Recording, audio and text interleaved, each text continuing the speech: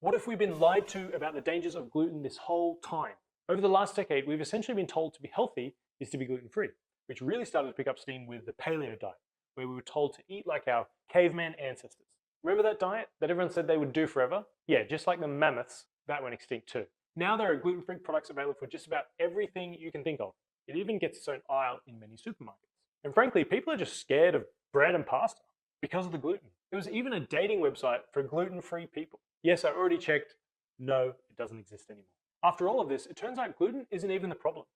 In this video, we're going to look at the latest research on why I'm saying this, and then also what we should be doing instead with our diet, especially if you're living with symptoms that going gluten-free is supposed to help with, like chronic digestive issues, for example. G'day folks, my name is Joe Leach and I'm a university-trained dietitian specializing in digestive health. My company, Diet vs. Disease, is the world's leading online dietitian company, working primarily with digestive disorders. Here's what we'll cover in the video today. We'll look at what is gluten, just a very quick refresher for those who don't know.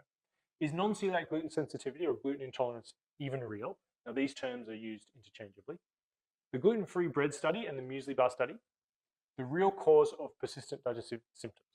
And for those wondering why gluten-free makes you feel better even though it's not the gluten then, because I know many of you are thinking, I feel amazing since I went gluten-free, this guy is a freaking moron. I know, I believe you. Not the moron part, but the part that you feel better eating gluten-free, but it's not what you think it is. And it's not your fault that you believe what you do, because that's all we've been told the past 10 years. And this will all make sense by the end of the video. But for the record, this video is not for the 1% of people diagnosed with celiac disease. Gluten very much is the major problem for you. It is a protein that can cause inflammation and damage to the lining of the small intestine. And because gluten is found in certain grains like wheat, rye, and barley, those with celiac disease need to strictly avoid foods made from those ingredients, like bread and pasta. This video is for the other 99% of people who do not have celiac disease but feel gluten-free fixes their symptoms. The majority of these people have self-diagnosed as having non-celiac gluten sensitivity. But is that really a thing? Well, fortunately, researchers have designed experiments to test exactly this, because if it is real, then great, we can start really educating on the topic and promoting awareness, right?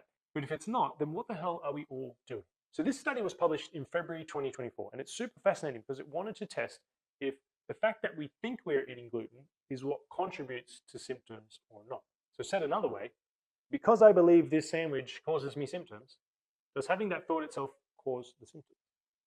So for this study, they had 84 participants without celiac disease, but who identified as gluten intolerant. And they were split into groups and told one thing and then fed another. Group one were told they were eating gluten as regular bread and then ate regular bread containing gluten. So there's no plot twist for them. Group two was told they were eating gluten, but actually ate gluten-free bread. Group three were told they were eating gluten-free bread, but actually ate regular bread with gluten. And group four was told they were eating gluten-free bread, and they did indeed eat gluten-free bread. The kicker is that this was double-blinded, which means neither the participants nor the researchers knew who was assigned to which group until afterwards. They do this to eliminate bias in the results. So what do you think happened? Each day the participants ate the bread, they were asked how they felt after 8 hours. People in group one who thought they were eating gluten and ate bread containing gluten reported the worst gastrointestinal symptoms. Okay, fair enough, because they thought they were eating gluten and then they did eat gluten. People in group two who thought they were eating gluten but were in fact eating gluten-free bread, they didn't feel as bad as group one, but almost. And they certainly felt much worse than group 3 and 4. And this was even though they were eating gluten-free bread. Now remember, group 3 and 4, they thought they were eating gluten-free bread. And so they didn't report as many symptoms. And remember, the people in group 3, even though they thought they were eating gluten-free bread, they were actually eating gluten. And they still didn't report symptoms really. So eating gluten appears to make some people feel a bit worse.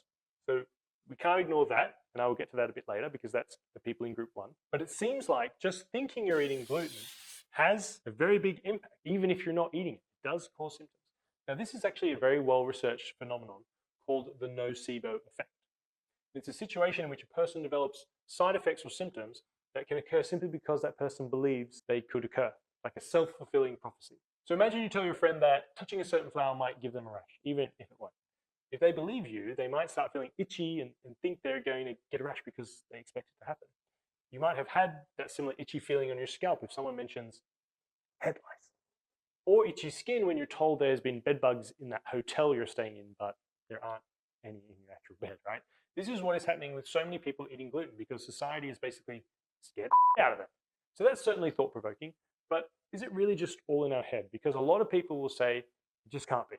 And you know what? I agree. I think there is more to it than that. And that study just now did find those who believe they ate gluten and were eating gluten did have the worst symptoms, which brings me to the next study because that one wasn't actually the first of its kind. In Norway, something similar was done, but gives us more clues as to if there is something different about gluten-free food that genuinely is helping the symptoms, because we don't think it's actually the gluten.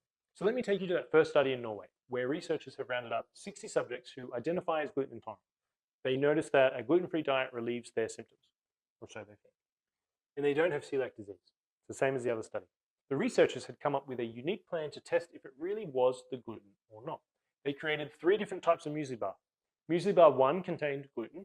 Muesli bar 2 contained fructans. Now that's a type of FODMAP compound known to trigger symptoms. More on that later.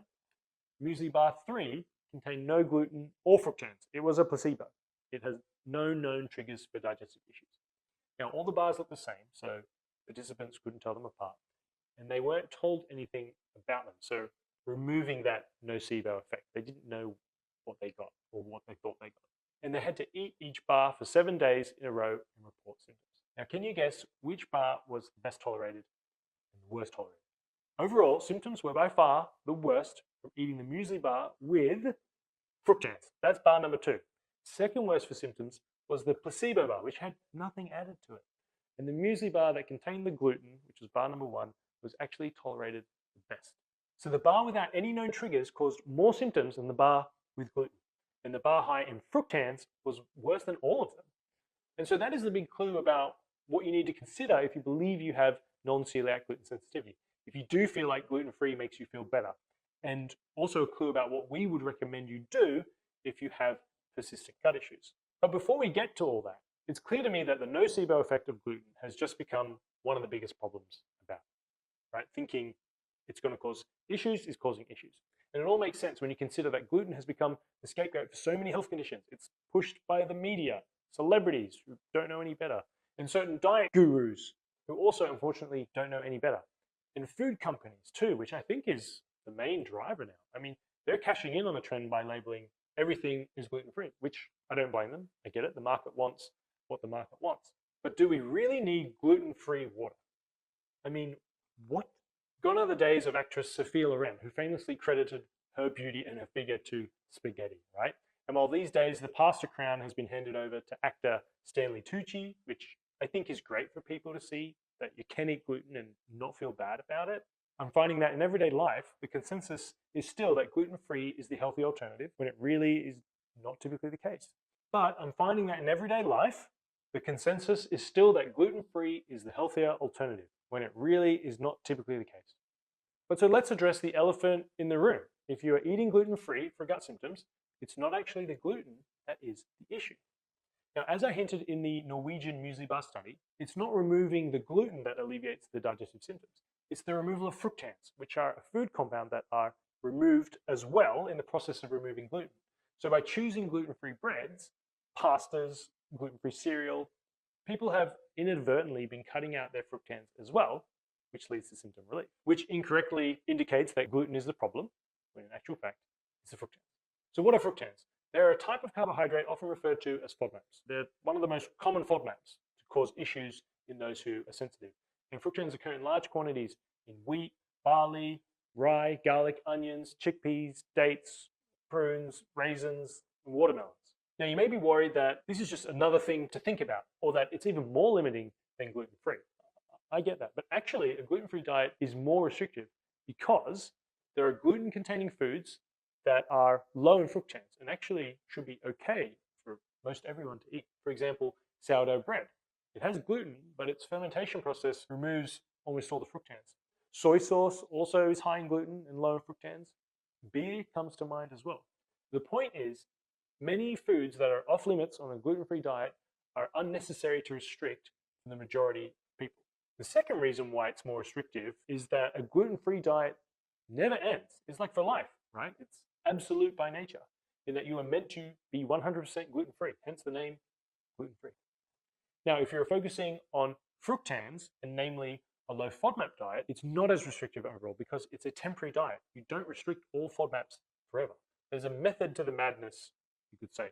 And unlike gluten-free, it's not absolute. It's called a low FODMAP diet, not a no FODMAP diet.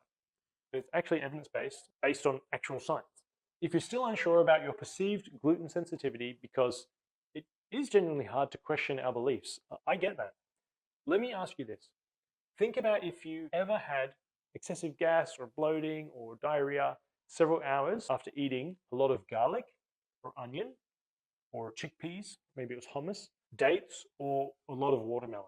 They are naturally gluten-free foods, but they are full of fructans, and they are causing digestive issues, even though they don't have gluten.